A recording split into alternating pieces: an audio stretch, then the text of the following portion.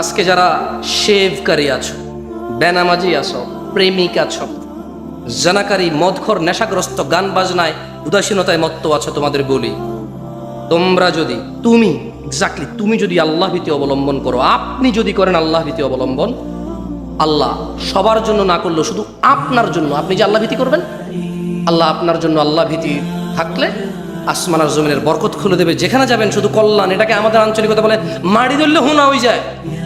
কি বলে এটা রে? আবার আরেকজনের কিতা কয় তো হুনা ধরলে রাং হয়ে যায়, রাং। শুদ্ধ ভাষা কি আমি জানি না, এটা আমার আম্মা চাচি জেঠিদেরকে বলতে শুনছি যে হাতের কিচ্ছু তো হাতে মাড়ি ধরলে হুনা হয়ে যায়, মানে যেদিকে যায় শুধু অবাগা দুর্বাগা। কারা কারা আসমান জমিনের কল্যাণ পেতে চাও? তাকবীর। তাহলে কি করা লাগবে? আল্লাহ ভীতি। কি করা লাগবে? প্রকাশ্য অপরাধ করবা, প্রকাশ্য অপরাধ করিও। তোমার যে যে অপরাধগুলি আছে তা থেকে মুক্ত থাকো, সাক্ষী বানায় না এগুলার। আল্লাহ তাআলা আমাদেরকে বরকত দিক।